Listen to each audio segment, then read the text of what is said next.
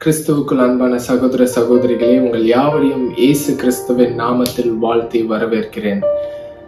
நாம் போன வீடியோல பார்த்தோம், தானியேலின் புஸ்தகம் 6ஆம் அதிகாரத்துல எழுதியிருக்கிற ஒரு நிகழ்வை குறித்து பார்த்தோம். தேவன் தானியேல் என்கிற ஒரு நபரை வைத்து எவ்வளவு பெரிய ஒரு மாற்றத்தை ஏற்படுத்துகிறார். தானியேலை வைத்து, அந்த ஒரு நபரை வைத்து அந்த சூழ்நிலையை மாற்றுகிறார். அந்த ராஜ்யத்திற்கு கீழே இருக்கிற ஜனங்கள் எல்லாரும் தேவனை அறியும்படிக்கு அந்த ஒரு மனுஷனை வச்சு இந்த சூழ்நிலையை மாற்றுகிறார் என்பதை நம்ம பார்த்தோம்.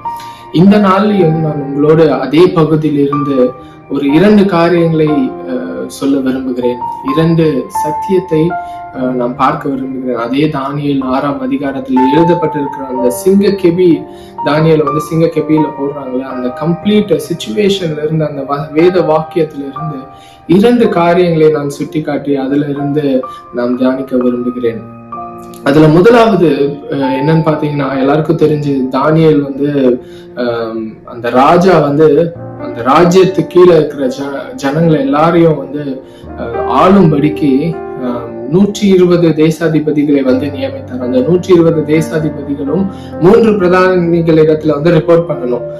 3 பிரதானிகள் ஒருத்தன் தான் தானியேல். இல்ல, அந்த தானியேல் அந்த ஒரு மனுஷனுக்கு எதிராக கூட இருந்த 2 பிரதானிகள் பிளஸ் கீழே இருக்கிற அந்த தேசாதிபதிகள் எல்லாரும் கூட்டம் கூடி தானியேலுக்கு எதிராக ஒரு சதிவேலை பண்றாங்க. ஒரு பெரிய ஒரு சூழ்ச்சியை பண்றாங்க. எப்படியாவது அவனை சிக்க வச்சிடலாம். அவன் கையிட்டு செய்யும் வேலையில, அவனுடைய காரியத்துல அவனை எப்படியாவது சிக்க வச்சிடலாம். ராஜாக்கு முன்பதாக அவனை நிறுத்தி அவனுக்கு தண்டனையை வாங்கி கொடுத்துடலாம். அவனோட பேரை கெடுத்து போட்டுடலாம். அவனை எப்படியாவது ஒண்ணு இல்லாம பண்ணிடலாம் அப்படின்ட்டு அந்த ஒரு நபருக்கு எதிராக, தானியேல் என்கிற ஒரு மனுஷனுக்கு எதிராக அவ்வளவு கூட்ட ஜனமும் இந்த தேசாதிபதிகளும் அந்த கூட இன்னொரு பிரதானிகளும் சேர்ந்து பெரிய திட்டமே போடுகிறார்கள். அது எல்லாமே நம்ம படிச்சோம். அதுல ஒரு அழகான விஷயம் என்னன்னு பாத்தீங்கன்னா, 10வது வசனத்துல எழுதி இருக்கும், இது ராஜாக்கு போயிட்டு சொல்லி ராஜா அந்த பிரமாணத்துல கையெழுத்திட்டு, என்னை தவிர வேற யார்கிட்ட போய், வேற எந்த மனுஷன்கிட்டயோ இல்ல வேற எந்த தேவர்கிட்டயோ போயிட்டு சேவிச்சா எதை கேட்டாலும் அவங்களை சிங்க கெபியில போடலாம் அப்படின்ட்டு அந்த ராஜா கையெழுத்து விட்டார், இல்ல கையெழுத்து போட்டுட்டாரு. சோ இத தானியேலுக்கு இது தெரியும். இந்த மாதிரி ராஜா கையெழுத்து போட்டுட்டாரு அப்படின்ட்டு தெரிஞ்சும், இந்த சூழ்நிலை இப்படிலாம் நடக்கிறது என்பதை தெரிந்தும் அழகாக வசனம் எழுதி இருக்கிறது. அவன் முன் செய்து வந்தபடியே தொடர்ந்து தேவனுக்கு முன்பாக முழங்கால் படியிட்டு தேவனை ஸ்தோத்தரித்தான் என்று சொல்லப்படுகிறது. ரொம்ப முக்கியமான விஷயம், நாம் கற்றுக்கொள்ள வேண்டிய முக்கியமான விஷயம். அந்த சூழ்நிலைகள் அவனுக்கு எதிராக வருகிறதை கண்டும் அதை பத்தி அவன் ஒரு வார்த்தை கூட பேசல, அதை பத்தி அவன் ஒண்ணுமே நினைக்கல, அப்படி எழுதப்படவே இல்லை. அவன் என்ன பண்றான், முன் செய்து வந்தபடியே. ஒரு சைடுல அவனுக்கு எதிராக சூழ்நிலைகள், ஒரு கூட்ட ஜனங்கள் அவனுக்கு எதிராக வந்து கொண்டே இருக்கிறார்கள். ஏதோ ஒண்ணு பெரிய சூழ்ச்சி செஞ்சுட்டு இருக்காங்க. எப்படியாவது அவனை கீழே இறக்கிடலாம், ராஜாக்கு முன்பதாக அவனை கெட்ட பேர் வாங்கி கொடுத்துடலாம், அவனை சிங்க கேபியில போட்டுடலாம், எப்படியாவது கொலை பண்ணிடலான்ற அளவுக்கு தான் அப்படி ஒரு சூழ்ச்சியே நடக்கிறது. ஆனா அவன் அதை அறிந்தும் அதற்கு ஒரு முக்கியத்துவம் கொடுக்காம அவன் என்ன பண்றான்னா, தேவனுக்கு தான் முக்கியத்துவம் கொடுக்குறான். அவன் முன் செய்து வந்தபடியே தேவனுக்கு முன்பாக முழங்கால் படித்து ஜெபித்து ஸ்தோத்தரித்தான் என்று வேதம் சொல்கிறது. ரொம்ப முக்கியமான விஷயம், நாம் கற்றுக்கொள்ள வேண்டியது. இந்த காலத்துல நாம் பல இடத்துல நாம் பணிபுரிகிறோம். நிறைய ஒர்க் பிளேஸ்ல நம்ம பணிபுரிகிறோம். நமக்கு எதிராக ஒரு சிங்க கூட்டம் போல ஒரு பெரிய ஜனங்கள் நமக்கு எதிராக வரலாம்.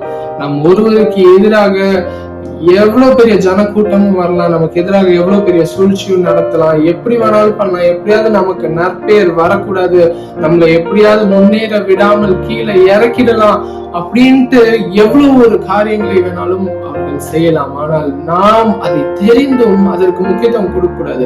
அதை பெருசா எண்ணவே கூடாது. அதை பெருசா எண்ணணும்னா அதை நம்ம வரி பண்ண ஆரம்பிச்சிருவோம். எனக்கு எதிராக இப்படி பண்றாங்களே, அப்படி பண்றாங்களே, அதை குறித்து நம்ம பேச ஆரம்பிப்போம். அதை 4 பேருக்கு சொல்ல ஆரம்பிப்போம். அதை பெரிதாக எண்ண வேண்டாம். நாம் தேவனை பார்க்க வேண்டும். தானியேல் எப்படி தேவனை நோக்கி ஸ்தோத்தரித்தான், ஜெபம் பண்ணானோ, எப்பயும் போல தேவனுக்கு செய்ய வேண்டிய கடமைகளை செய்தானோ, அதே போல நாம் நம்முடைய விசுவாசத்துல உறுதியா இருக்க வேண்டும். நமக்கு எதிராக எப்படிப்பட்ட சூழ்நிலைகள் வந்தாலும் அதற்கு முக்கியத்துவம் கொடுக்காம தேவனுக்கு முக்கியத்துவம் கொடுத்து அவருக்கு செய்ய வேண்டிய கனத்தை, அவருக்கு செய்ய வேண்டிய காரியங்களை நாம் தொடர்ந்து செய்யும் போது அதுல ஒரு பெரிய மாற்றமே ஏற்படுது. தானியேல் வாழ்க்கையில் அப்படித்தானே நடந்தது. சில நேரங்கள்ல நாம இந்த உலகத்துல பார்க்கிறோம், நிறைய பேர் அந்த சிச்சுவேஷன்ஸ்க்கு ரொம்ப இம்பார்ட்டன்ஸ் நம்ம கொடுத்துடுறோம். அதுவும் முக்கியமா அந்த ப்ராப்ளம்ஸே கர்த்தர் தான் கொடுக்குறாருன்னு நம்ம நினைக்கிறோம்.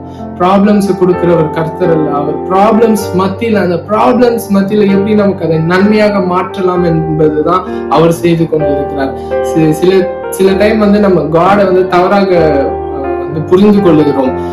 அவர் தான் கையை உடைக்கிறார், அவர் தான் காலை உடைக்கிறார், அவர் தான் ப்ராப்ளம்ஸ் கொடுக்கிறார் என்று. அவர் கையை உடைக்கிற தேவன் அல்ல, அவர் காலை உடைக்கிற தேவன் அல்ல, அவர் சுகத்தை தருகிற தேவன், அவர் ப்ராப்ளம்ஸ் தருகிற தேவன் அல்ல. அவர் ப்ராப்ளம்ஸ் மத்தியில வழியை உண்டு பண்ணி நமக்கு அதை நன்மையாக மாற்றி தருகிற தேவன். இப்படி நாம் புரிந்து கொள்ள வேண்டும். சூழ்நிலைகளை பெரிதாக எண்ணக்கூடாது. நம்ம சம்டைம்ஸ் சூழ்நிலை ரொம்ப பெருசான அதுலயே நமக்கு ஒரு பெருமை வந்துருது.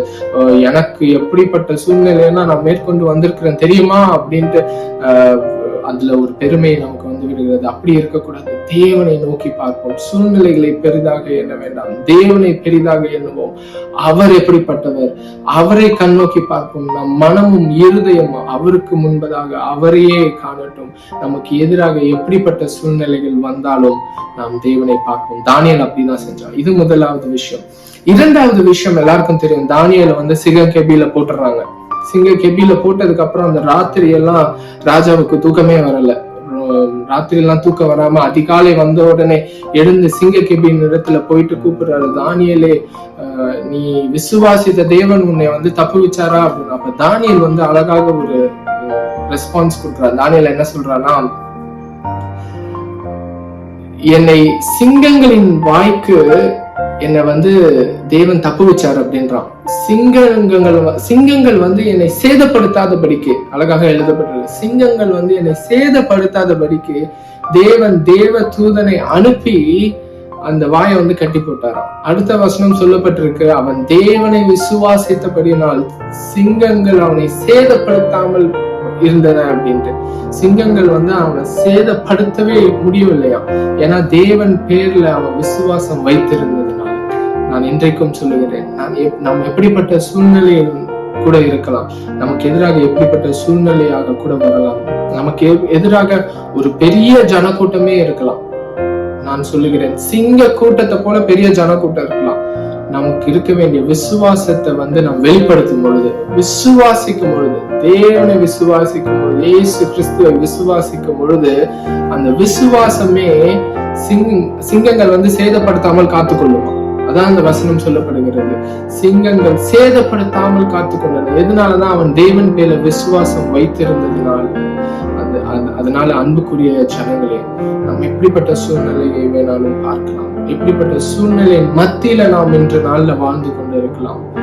தேவன் தானியேலை எப்படி சிங்கத்தின் கைக்கு தப்புவித்தாரோ, அவனுடைய விசுவாசமே எந்த ஒரு சேதமும் அவனுக்கு அணுக விடாமல் தேவன் பார்த்து கொண்டாரோ, அதே போல இன்று நாளிலும் எப்படிப்பட்ட சூழ்நிலையின் மத்தியிலும் நீங்கள் தேவன் பேரில் விசுவாசம் வைப்பீர்களானால், அவரை விசுவாசிப்பீர்களானால், உங்கள் இருதயமும் உங்களுடைய மனமும் உங்களுடைய வாழ்க்கையும் அவரை சார்ந்து இருக்குமானால், அவருக்கு முக்கியத்துவம் கொடுத்து, அவருக்கு செய்ய வேண்டிய கடமைகளை செய்து, அவருக்கு செய்ய வேண்டிய கணங்களை செய்து நாம் அப்படி வாழுவோமானால், எப்படிப்பட்ட சிங்க கூட்டமாக இருந்தாலும் அது எதுவுமே நம்ம எதுவும் பண்ணாது. எந்த சேதமும் நம்மளை பண்ண முடியாது. நாம் வாழ்க்கையில முன்னேறி செல்வோம். அவருக்காக வாழ்வோம். அவர் தந்த வாழ்க்கையை அவருக்காக நாம் தொடர்ந்து வாழ்வோம். தேவன் அந்த ஒரு மனிதன் தானியேலை வைத்து எவ்வளவு பெரிய காரியங்களை செய்து இருக்கிறார் என்பதை நாம் தியானிப்போம். அதை நம்மளுடைய வாழ்க்கையில ஏற்றுக்கொள்வோம். அதை விசுவாசிப்போம். தேவனை ஸ்தோத்தரிப்போம். அவர் நம்மோடு இருக்கிறார் என்று விசுவாசிப்போம். அவர் சிங்கங்களின் வாய்க்கையினை தப்புவிப்பார் என்று விசுவாசிப்போம். தொடர்ந்து வாழுவோம். அவரை ஸ்தோத்தரிப்போம். வாழ்க்கையில முன்னேறி செல்வோம். அவருக்காக மகிமை உண்டாகிற விதத்துல தொடர்ந்து வாழுவோமாக. கர்த்தர் உங்களை ஆசீர்வதிப்பாராக. ஆமென்.